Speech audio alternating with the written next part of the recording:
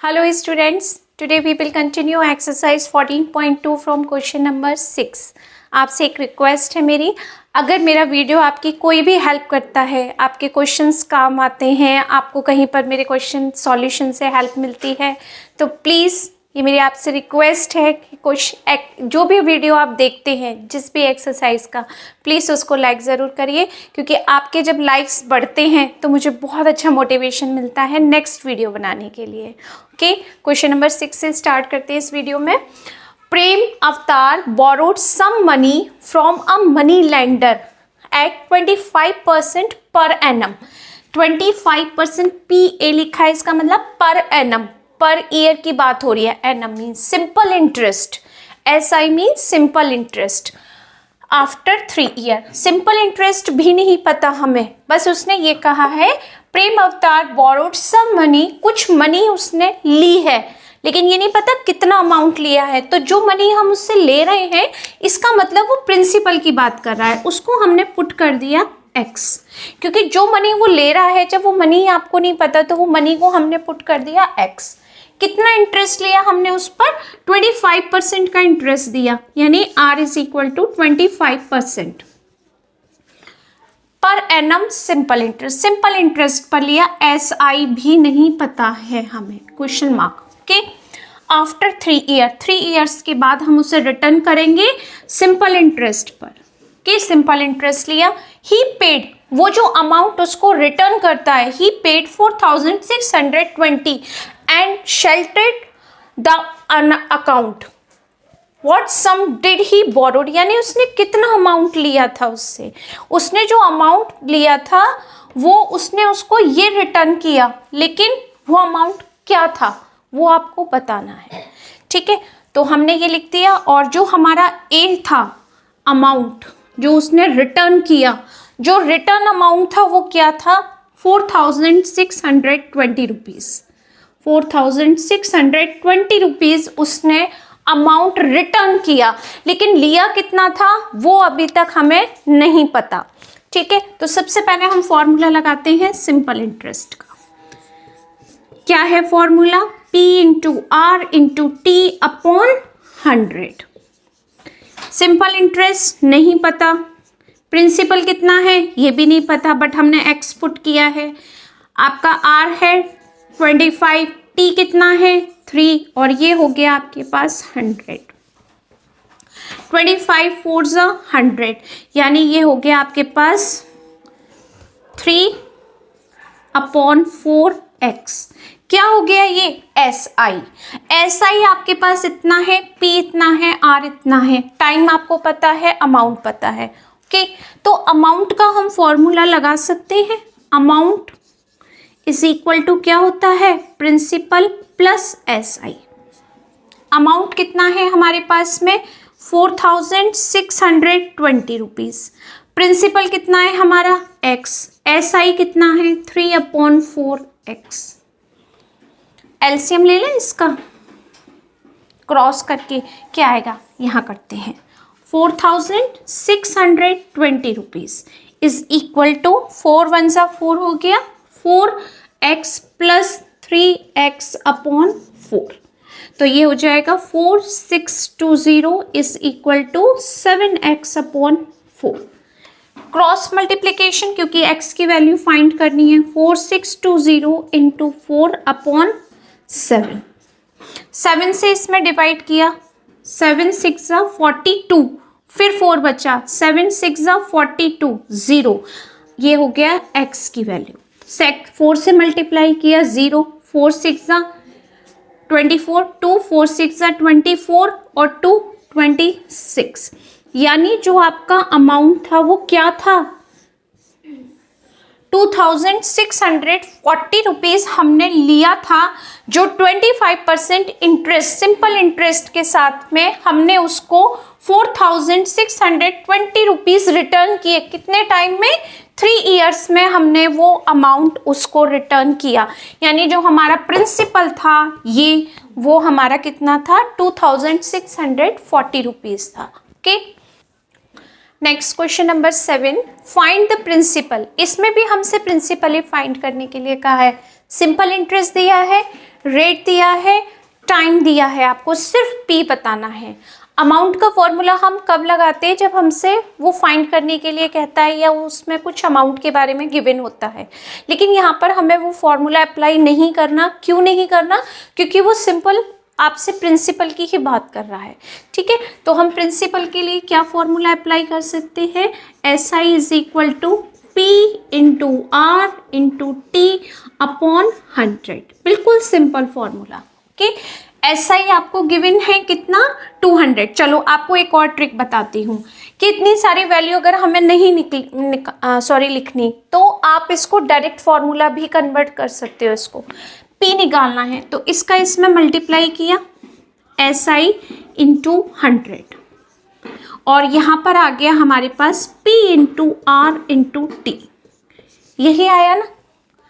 इसका इसमें मल्टीप्लाई किया और इसका डिनोमिनेटर 1 है तो ये वैल्यू सेम। अब हमने क्या किया? R और T से इसमें डिवाइड कर दिया। मैं सिर्फ आपको थोड़ा सा लिखना बता रही हूँ। P की वैल्यू R इंटू T से हमने इसमें डिवाइड कर दिया तो डायरेक्ट प्रिंसिपल का फॉर्मूला बना दिया। ठीक है, ज़्यादा वैल्यू इधर उधर करने की ज़रूरत नहीं है, डायरेक्ट प्रिंसिपल का फॉर्मूला बना दिया। अब सिर्फ वैल्यू पुट करनी है। SI value 200 into 100 upon R कितना है आपके पास? 8% और टाइम कितना है? 4। ठीक है, 4 की टेबल से हमने इसको कट किया। 4 5 सा 20 0। 2 की टेबल से कट करते हैं अब हम इसको। 2 2 सा 4, 2 5 सा 10, 2 4 सा 8। ठीक है, 4 की टेबल से इसको कट करते हैं। 4 5 सा 20 0। ओके, 4 से हमने 2 से कट किया। 2 4 सा 8, 2 2 सा 4, 2 5 सा 10। 4 की टेबल से इसको कट किया। 4 2 सा 8 और 4 5 सा 20। कितना आ गया आपके पास? 25 इंटू 25। 25 इंटू 25 कितना होता है? 625। यानी हमने P निकाल दिया। P का मतलब प्रिंसिपल। ओके, प्रिंसिपल आपसे पूछा था, हमने प्रिंसिपल निकाल दिया। कितना आ गया? ₹625। आंसर था सिंपल, डायरेक्ट फॉर्मूले में वैल्यू रख दी। Okay, next question 8। After what time ₹9,000 become. Okay, यानी ये अमाउंट है आपका और ये कितने टाइम बाद 10,440 रुपीज़ हो जाएगा 8% पर एनम सिंपल इंटरेस्ट। यानी 8% सिंपल इंटरेस्ट आपको देना है इस पर। तो कितने टाइम में आप 9,000 रुपीज़ के इतने रुपीज़ पे करेंगे अगर 8% की इंटरेस्ट लग रही है तो? इसका मतलब क्या पूछ रहा है वो आपसे? टाइम के बारे में बात कर रहा है। यानी वो आपको P की वैल्यू दे रहा है। प्रिंसिपल का मतलब इतने रुपीज़ आपने किसी से लिए। प्रिंसिपल जो अमाउंट आपने लिया वो है ₹9,000। कितना हो गया? A, यानी ये हो गया A आपका। इतना हमने उसको रिटर्न किया, यानी हमने उसको रिटर्न किया का मतलब अमाउंट। रेट कितनी हो गई आपके पास? 8%। आपको क्या निकालना है? टाइम। टाइम का मतलब एंड T भी लिख सकते हैं हम, कुछ भी, दोनों का मतलब एक ही है। ठीक, अब सबसे पहले हम ये देखते हैं कि ये A और P एक ही फॉर्मूले में नहीं आते। अगर A है, P है, R है और T पूछ रहा है तो SI का होना बहुत ज़रूरी है। तो अगर मैं यहाँ पर सिंपल इंटरेस्ट का फॉर्मूला लगाऊं A माइनस P तो क्या होगा? अमाउंट कितना है? 10,440 रुपीज़। प्रिंसिपल कितना है? 9,000 रुपीज़। माइनस किया तो क्या आ गया आपके पास? 1,440 रुपीज़। ये ठीक है, 1,440 रुपीज़ आ गया हमारे पास में SI। अब SI का फॉर्मूला क्या होता है हमारा? P into R into T upon 100। हमें क्या निकालना है यहाँ? T। तो डायरेक्ट वैल्यू पुट करके क्रॉस मल्टीप्लिकेशन करके T का फॉर्मूला बना लें। SI इंटू 100 डिवाइड किससे कर दिया आपने? P इंटू R से। ओके, पहले भी बनाया था हमने। SI कितना है? 1,440 इंटू 100 अपॉन P की वैल्यू क्या है आपके पास? 9,000 रुपीज़। R कितना है? 8। ठीक है, ये कॉमा वगैरह हम कैलकुलेशन में हटाकर नॉर्मल कर देते हैं। 1 2 3। 9 की टेबल से अगर हम 144 को कट करें तो होता है 9 1 जा 9।